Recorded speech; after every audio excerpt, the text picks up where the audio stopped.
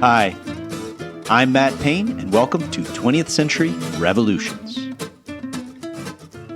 This is episode 2.32, The Three Pashas.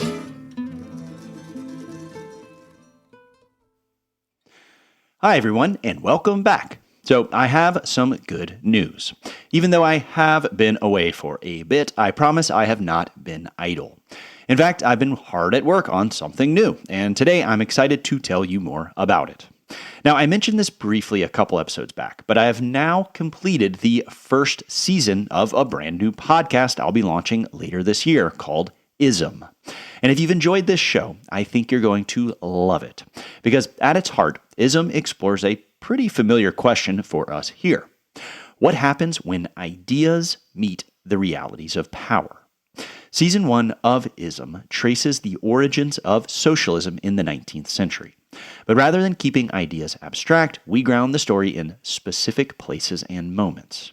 So we'll follow socialism's first generation through the revolutionary upheavals of Paris, 1793, 1848, 1871, where the earliest currents of socialism and anarchism were first put to the test. And then in between, we'll explore the ideas behind these events through conceptual episodes that ask straightforward questions like, what is socialism? What is Jacobinism and Marxism versus anarchism? And then within these episodes, I've been working on a new format, blending the kind of historical analysis we do here, but interspersed with short immersive narrative scenes told from the perspectives of the figures who lived these ideas. So, like snippets of a novel following people like Louis Michel, Victor Hugo, Rosa Luxemburg, George Orwell, Emma Goldman, and eventually Marx and Lenin themselves. So there's a lot to look forward to, and I want you there with me. If you've been here through 20th Century Revolutions, then Ism is the next step of this journey. And as a special thank you to everyone who has followed 20th Century Revolutions thus far, I'm releasing a bonus Ism-style episode right here on this feed.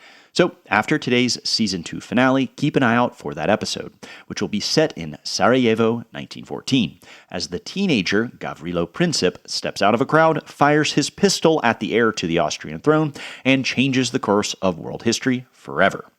That bonus episode will drop at the same time that the first 3 episodes of Ism drop. So when you see Sarajevo appear, that means Ism is live. But for today, we do need to close out this second season, the story of the Young Turk Revolution and its aftermath amidst the ongoing collapse of the Ottoman Empire. So we will begin with a quick catch-up on where we've been, focusing on the larger significance of the crises of 1912 to 13. Then we'll trace the rise of the CUP dictatorship under the so-called Three Pashas, Talaat, Enver, and Cemal, though, as we'll discuss, the triumvirate label has been challenged recently with growing evidence that Talaat was very much first among equals. And finally, we'll walk through the decisions that brought the Ottomans into the First World War, the conflict that would, at long last, bring an end to the 600-year-old empire. So let's get into it. Last time, we left off in the dramatic year of 1913, a year whose events would, in many ways, set the course for the final decade of the Ottoman Empire's existence. As the catastrophe of the First Balkan War was unfolding, a core group of CUP conspirators led by Ismail Enver and Mehmed Talaat seized their moment to take power. In January, they launched what would become known as the Raid on the Sublime Porte. With characteristic theatrical flair, Enver led a detachment of hardened Unionist officers to storm the government headquarters. In the chaos that followed, War Minister Nazim Pasha was shot and killed, and then Enver forced the Grand Vizier, Kamil Pasha, to resign at gunpoint. Meanwhile, Talaat, ever the energetic organizer behind the scenes, moved quickly to establish control of the government ministries. He sent telegraphs all across the empire, contacting both government administrators and CUP agents. Talaat's message was that the Unionist patriots had been left with no choice. The government in Istanbul, they said, was preparing to surrender Edirne, a city just a short march from the capital in Istanbul and the beloved hometown of Talaat himself. To let Edirne fall would have been an unforgivable humiliation. In the weeks and months that followed the raid on the Sublime Porte, the CUP moved quickly to crush what remained of the opposition. But Talaat, Enver, and Cemal, the three Pashas who give this episode its name, still avoided openly taking the reins of government. Ever since the Young Turk Revolution of 1908, the Committee of Union and Progress, the CUP, had always preferred to rule from the shadows, acting as vigilant overseers rather than sitting ministers. The raid was now the third time they had intervened directly to reshape the government, and yet their most powerful leaders still declined to claim dictatorial authority outright. Instead, they once again installed General Mahmud Şevket Pasha at the top of the state. Şevket emerged from the crisis as a de facto dictator, simultaneously Grand Vizier, War Minister, Foreign Minister, and Field Marshal. And while Şevket handled the public responsibilities of power, Talaat strengthened his position inside the CUP, and within weeks he was recognized as the organization's true master.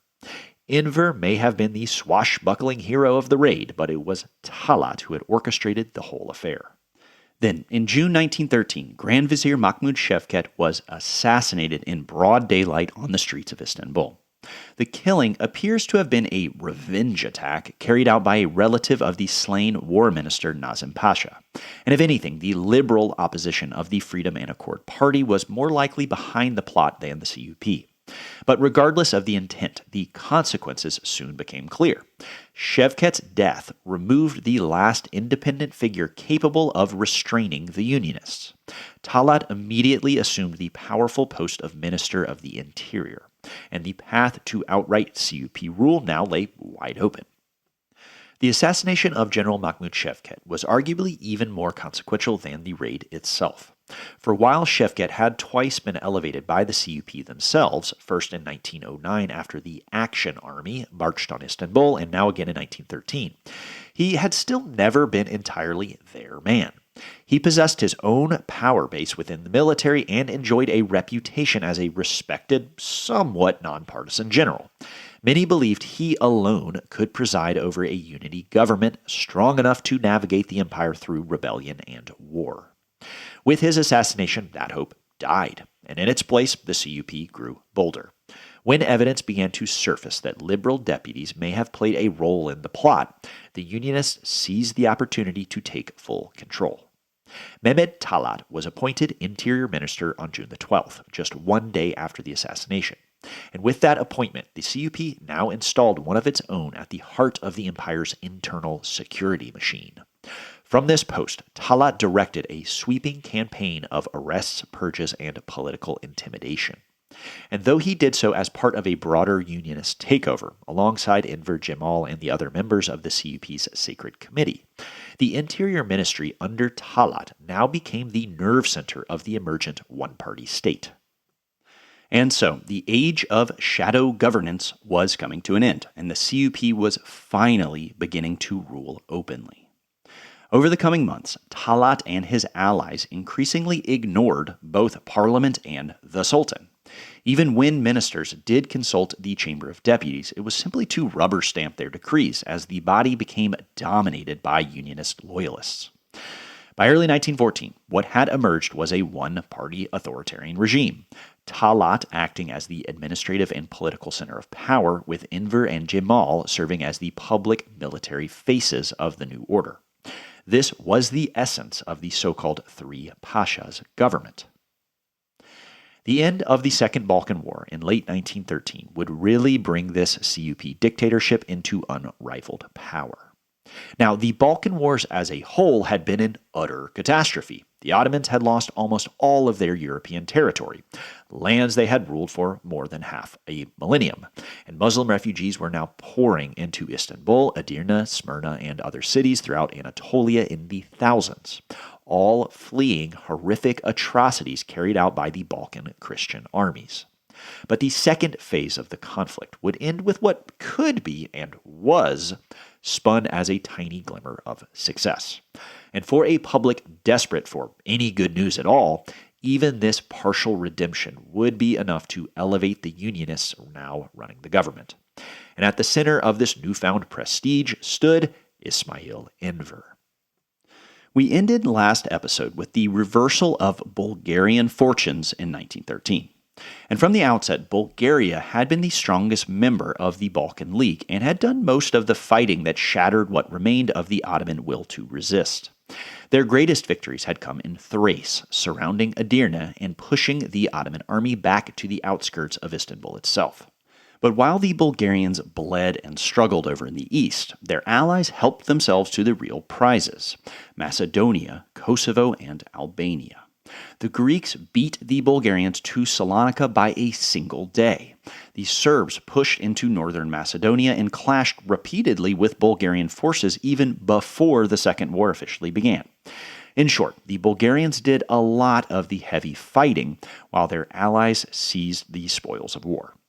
These simmering resentments would then explode by June 1913, when Bulgaria launched a disastrous attack on its former partners, who then immediately formed a new alliance against them. The Ottomans, sensing an opportunity in all this, quickly joined in, and now facing multiple fronts, the once victorious Bulgarian army fell back in complete disarray, and they were forced to essentially abandon Thrace, meaning that the siege of Edirne now suddenly collapsed. Enver would then seize the moment as he marched triumphantly into Edirne, virtually without firing a shot, and then claimed credit for the city's, quote, liberation. In truth, the victory had been won mainly due to the pressures applied by the other Balkan powers, but that hardly mattered. Enver understood the value of theatrics, and when he returned to Istanbul, he was hailed as, quote, the savior of Edirne, now a conquering hero whose daring confidence seemed to offer a new hope for national revival. The Treaty of Constantinople was signed on September the 29th, 1913, between the Ottoman Empire and Bulgaria. In that agreement, the cities of Edirne and Kirklareli in eastern Thrace were officially restored to Ottoman control, and the border demarcated at this treaty would lay the foundation for the modern frontier between Turkey and Bulgaria that still somewhat exists today. The psychological impact of the Balkan Wars, which had in less than a year whiplashed the Ottoman public from near total collapse to a burst of patriotic revival, was enormous. And for many, particularly those within the Unionist government, the lesson was simple. Only the military had been capable of salvaging Ottoman prestige and preserving even the rump territories that remained in the empire. So, with the recapture of Edirne, the national mythscape of a militarized Turkish renewal truly began to take root. Now, a belief in the army as the engine of national salvation had long been central to the CUP's worldview. And indeed, since 1908, they had relied repeatedly on military intervention to steer the state in their preferred direction. 3 coups in less than 5 years had demonstrated their conviction that the army, not parliament, was the only reliable guardian of the nation. And now, as Muslim refugees were pouring into Anatolian cities, they brought with them stories of how their families had been driven from their homes by advancing Christian armies. So now, even for many ordinary Ottoman Muslims, their conclusion became the same as the hardcore Unionists, that survival itself now depended on military strength. As a result, young officers like Enver, Cemal, and eventually a rising commander named Mustafa Kemal would begin to step squarely into the spotlight of public life, no longer merely soldiers, but national saviors in waiting. This militarization of politics was hardly unique to the Ottomans. Their Balkan rivals had embraced it even earlier than them. Bulgaria, Serbia, and Greece had spent decades cultivating radical officer corps committed to expansion at the Ottoman Empire's expense. The Balkan Wars were in many ways the inevitable climax of those long-simmering nationalist, irredentist ambitions within the Macedonian struggle. But it was only after 1913 that the Ottomans fully joined that game, now convinced that force, not diplomacy or reform, would have to define the future of their nation if they were going to survive. So, as the Second Balkan War came to a close, the CUP turned its full attention to modernizing the military in preparation for whatever came next. Enver would lead this effort. Appointed Minister of War in January 1914 and given the title of Pasha, he moved quickly to remake the army in his own image, promoting fellow Mektebli, or young academy-trained officers, into key posts while sidelining the older Aylayla commanders who had risen through the ranks during the Hamidian era. And this was more than just a bureaucratic reshuffle. The Mektebli were reformist, technocratic, and increasingly aligned with an ideology now on the rise: Turkish nationalism.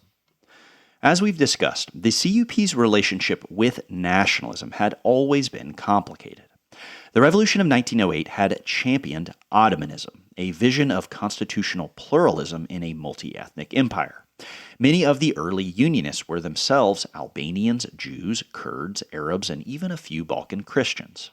But after the Balkan Wars, after the loss of nearly all Christian-majority European territories, the Unionists drew a stark conclusion that if the empire was to survive, it would have to become Turkish. Enver, for his part, embraced a romantic form of pan-Turkism, envisioning Ottoman armies liberating the Turkic peoples across the Caucasus and Central Asia. Talaat, meanwhile, was shaped by the ideas of Ziya Gökalp, who advocated building a cohesive Turkish Islamic nation within the empire's surviving lands, particularly in Anatolia. Gökalp's ideas would remain influential well beyond the Ottoman era, later reflected in Mustafa Kemal Atatürk's republic. But in the immediate term, they mingled with a much darker impulse: the belief that non-Muslim populations were an obstacle to national unity. Armenians, Greeks, Assyrians, and Jews now faced a state that increasingly regarded them as foreign elements living on Turkish land. The situation was further inflamed after the Balkan Wars, as many Unionists blamed the empire's defeats on the supposed treachery of Christian communities. Now, to fully understand this turn, it is important to remember that the Balkan belligerents, Bulgaria, Serbia, and Greece, had all once been Ottoman provinces. Ottoman elites still viewed their peoples as essentially rebellious subjects, and this suspicion extended to Christians who remained within Ottoman borders. So, immediately after the Second Balkan War, Greeks living in western Anatolia and southern Thrace faced discrimination, displacement, and outright violence. And even though there was no organized Armenian nation capable of waging any sort of war against the empire, Armenians were nonetheless grouped with other Christian populations and treated with similar hostility. The perpetrators of this repression came from all levels of society, but its institutional embodiment was the Special Organization, Teşkilat-i Mahsusa, a covert paramilitary network born out of CUP conspiratorial cells in Salonika.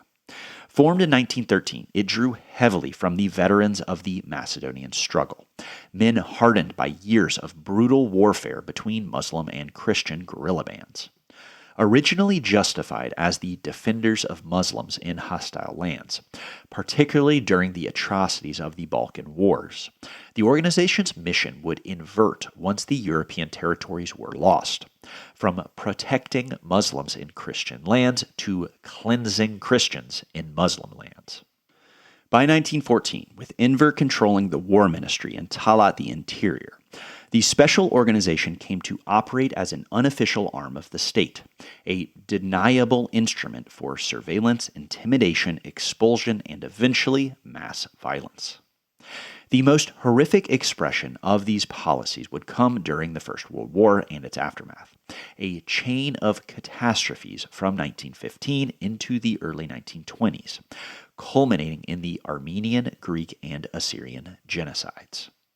Yet, even before the war began, the ideological architecture and institutional machinery that enabled those crimes were already largely in place.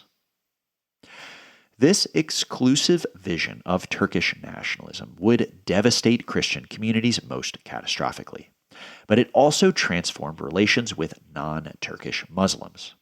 Kurds in eastern Anatolia and Arabs in Syria and Palestine increasingly found themselves marginalized within the CUP's centralized Turkish Islamic State. As the CUP tightened control over provincial administration, education, and the press, resentment spread. Many Kurds and Arabs began turning toward nationalist movements of their own. And during the Great War, these frustrations would erupt into outright rebellion.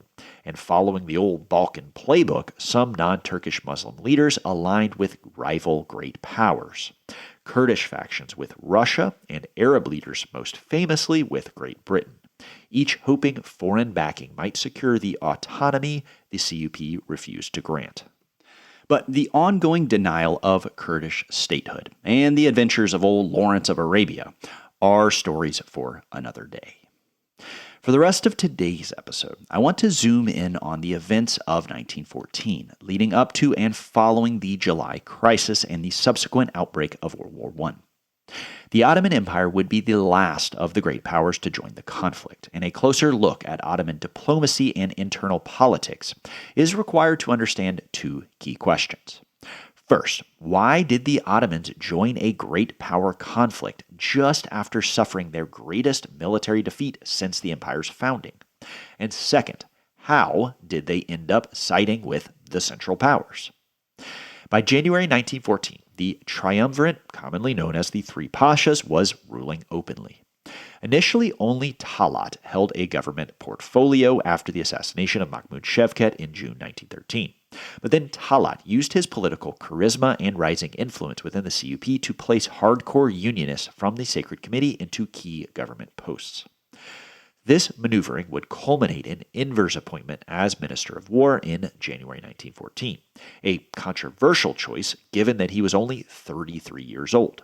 At the same time, Talaat also helped orchestrate the elevation of Ahmed Cemal, previously military governor of Istanbul, to the post of Minister of the Navy. Finally, Talaat also brought his longtime comrade from Salonika, the Donme economist Mehmed Javid, as Minister of Finance in early 1914. And so by January the 8th, a diplomat familiar with Istanbul politics would remark, quote, "We are in fact governed by a triumvirate, Talaat, Enver, and Cemal Bey, all men of authority who one feels capable of rash and violent action." This observation is sometimes cited as the origin of the Three Pashas label used to describe the CUP dictatorship during World War I. But even though Talaat, Enver, and Cemal were clearly the three most powerful figures in early 1914, the political landscape in Istanbul would continue to shift in the years ahead. And from the start, it was Talaat who proved to be the dominant force in Ottoman politics. As Talaat's biographer Hans Lucas Kaiser writes, quote, "By spring 1914, for any serious observer of Ottoman affairs, Talaat was the first political figure in the capital. And although a minister of the interior, he also actively led in diplomacy." So, even though the young military officers Enver and Cemal were perhaps the most visible faces of change, it was Talaat who was often pulling the strings from behind the curtain. Moving into 1914, the major preoccupation of this new government was twofold. First, to prevent a repeat of the disaster of the Balkan Wars, and second, if possible, to reclaim some of the empire's lost territories. And it was now clear that achieving both of these aims would require something the Ottomans currently lacked: a strong great power ally. And after many diplomatic twists and turns, that ally would turn out to be Germany. The alliance between the Ottoman and German empires had deep roots. As we noted when we introduced General Mahmud Shevket, German military officers had long been central to Ottoman military reform.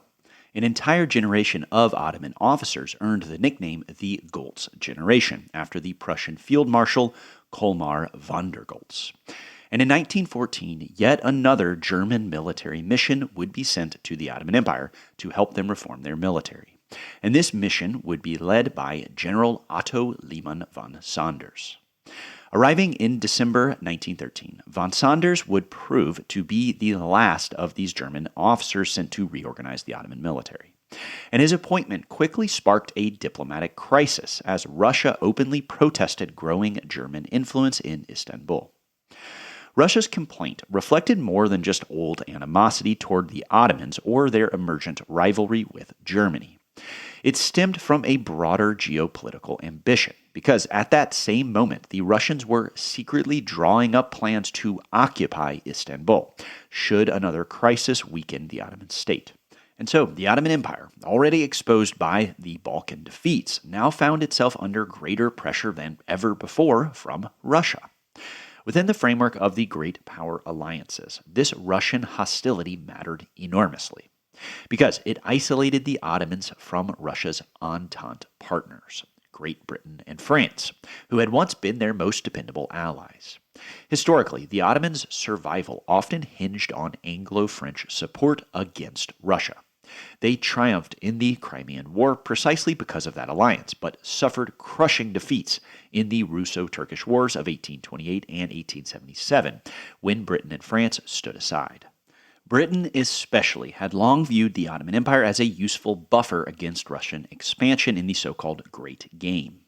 But one of the most consequential diplomatic shifts before 1914 was Britain's rapprochement with Russia.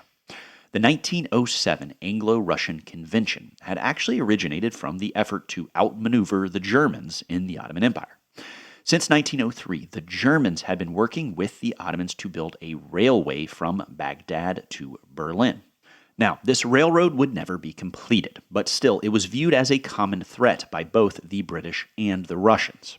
And so it was this squabble over influence in the Ottoman Balkans that initiated this 1907 Anglo-Russian Convention that would effectively end the Great Game. But what it meant for the Ottomans was that their traditional patrons, Great Britain, were now working with their arch nemesis, Russia. So this new Entente alliance not only further deepened German and Austrian paranoia, but it also pushed the Ottomans ever closer to Germany. But even so, the Ottoman-German alliance unfolded in fits and starts, and in many ways the Young Turks would revert to the classic strategy of the Tanzimat and Hamidian eras, of playing one great power against another. Because while Liman von Sanders was reforming their army under German auspices, Finance Minister Javid was negotiating a major loan with France, and Cemal was in talks with Britain over the purchase of new warships. Then, in May 1914, on the very eve of the July crisis, Talaat made a visit to the Crimea to meet Tsar Nicholas II, ostensibly to discuss administrative reforms in the Armenian provinces of eastern Anatolia.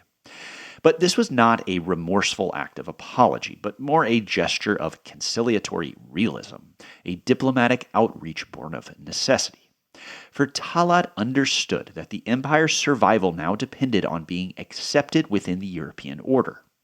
He would tell a journalist during these talks with Russia that his greatest desire was, quote, to enter the family of Europe. Because belonging to Europe, he explained, quote, would assure us the entrance into the European states' rule of law. Presently, if there is something like a rule of law, it is only for Europeans. We Ottomans, like Asians, Africans, and Australians, are anyway people outside of and alien to Europe. The main principles of the rule of law are not acknowledged as valid for us. See the annoyance. Wherever we turn and apply, nobody turns his face to us.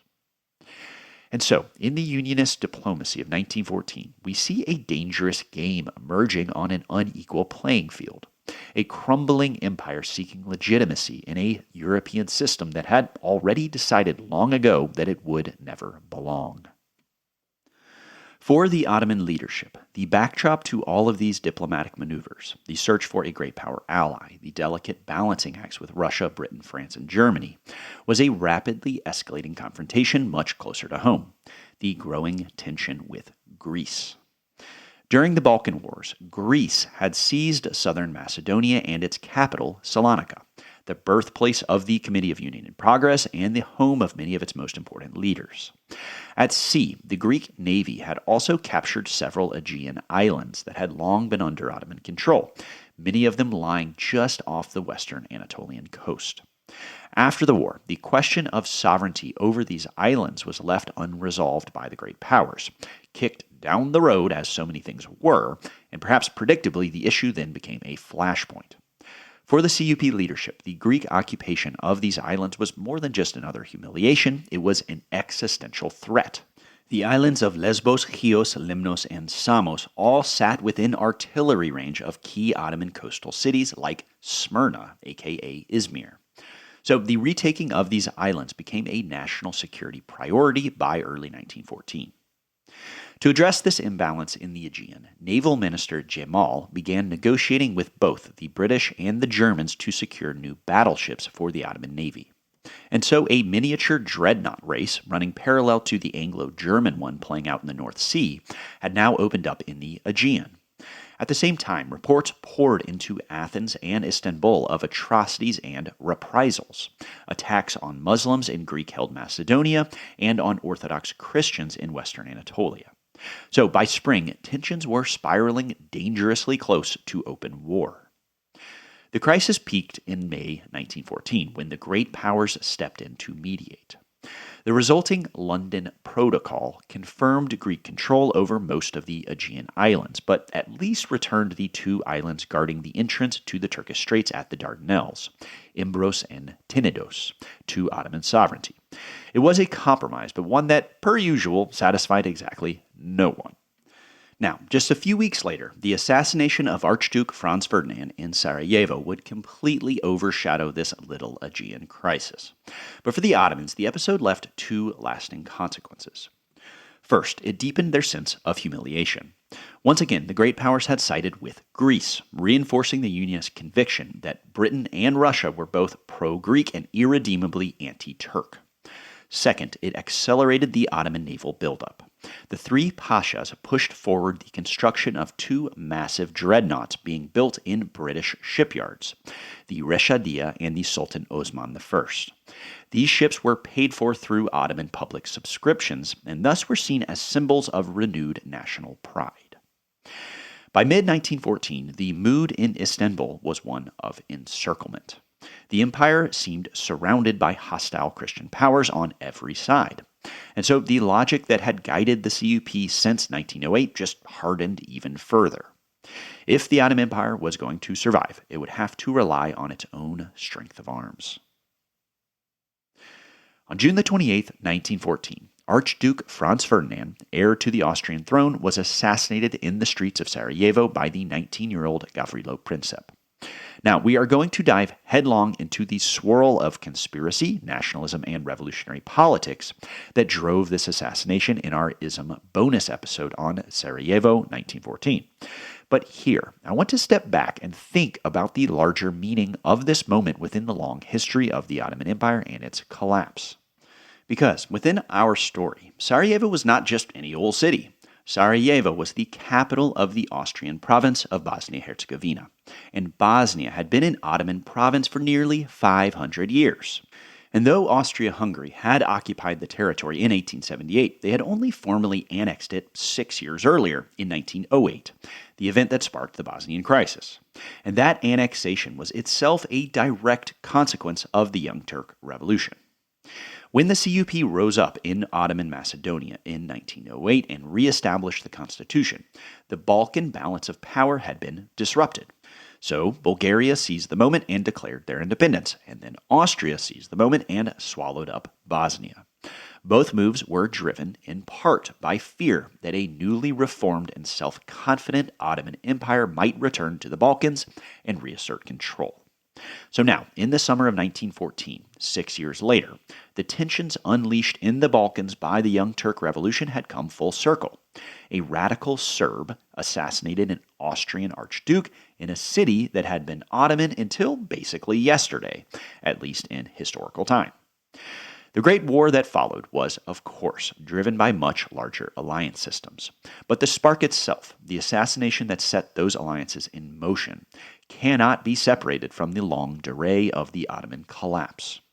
And so, as the July crisis unfolded, the Ottoman Empire, bruised, isolated, and desperate for protection, now had to decide which great power could guarantee its survival in a dangerous bipolar world.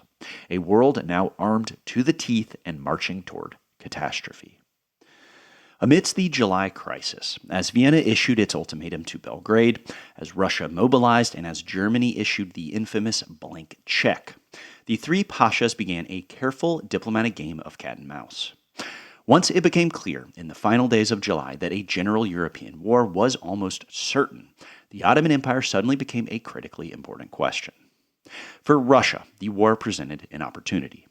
Ever since the Balkan Wars, the Ottomans had closed the Turkish Straits to foreign warships, preventing the Russian Black Sea Fleet from accessing the Mediterranean.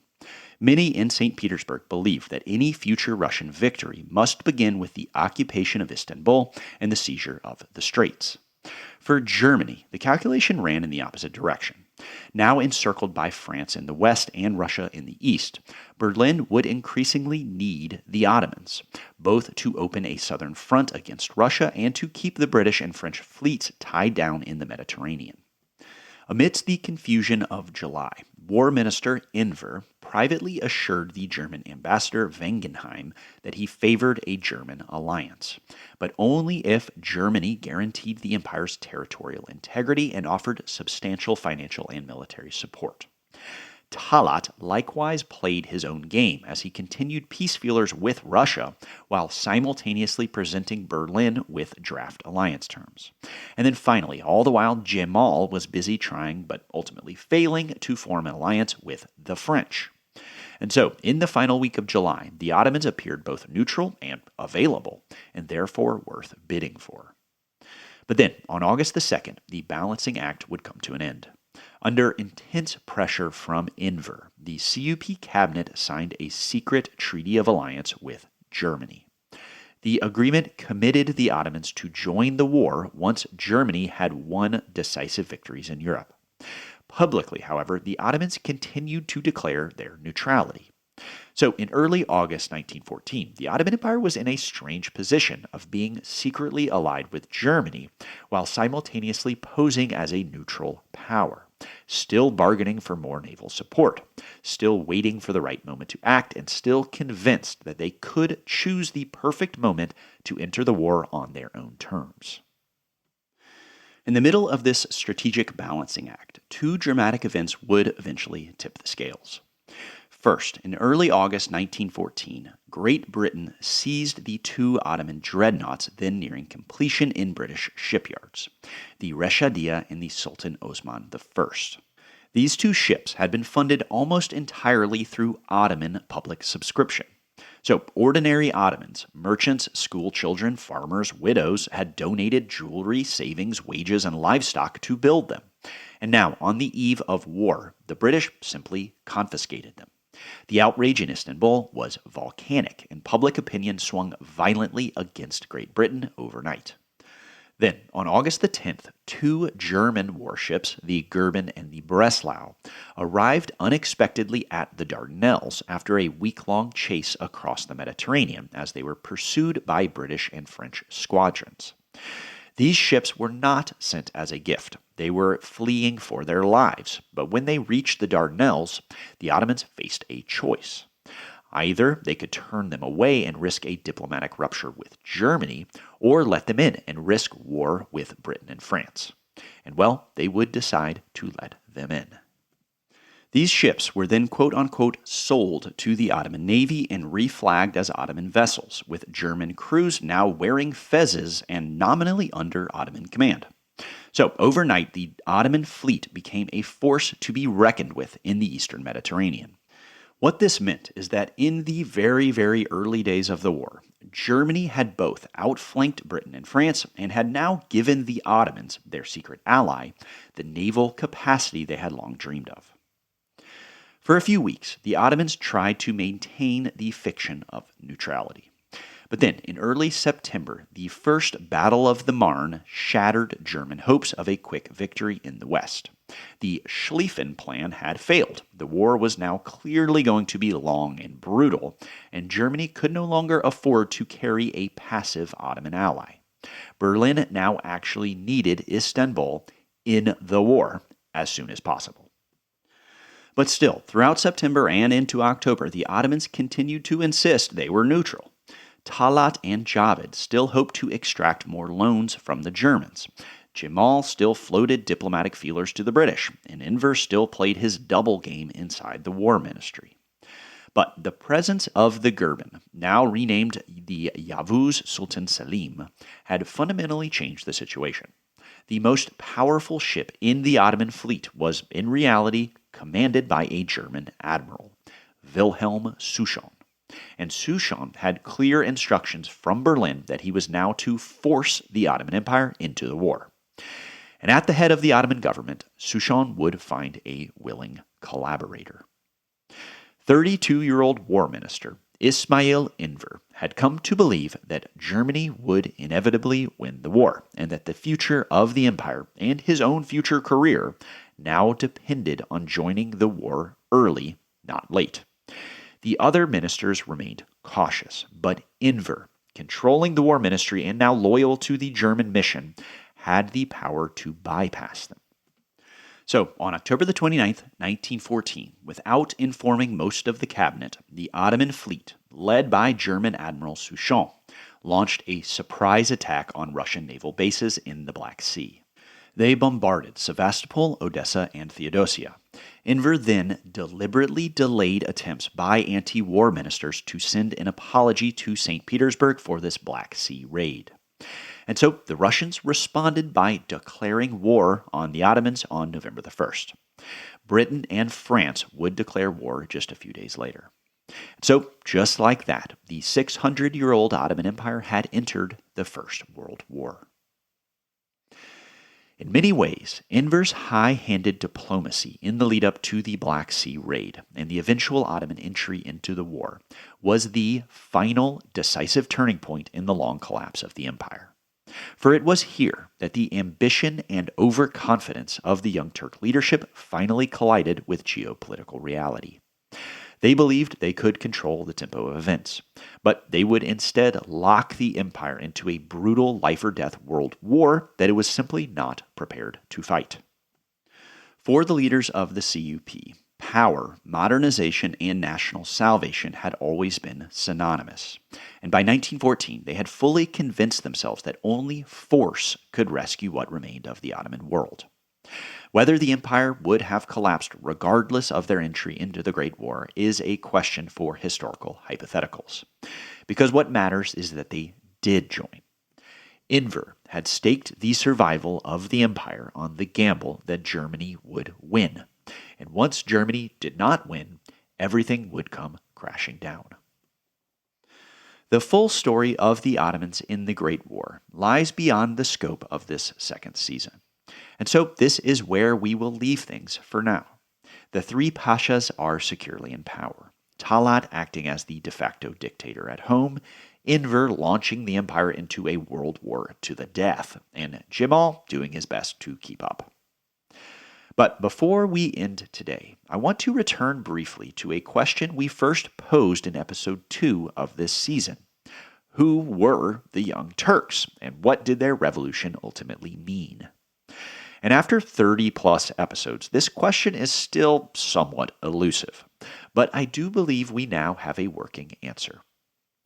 The Young Turks had begun as reformers, people like Ahmed Reza, Prince Sabahaddin, Ismail Kemal, who hoped to drag the Ottoman Empire into the modern age.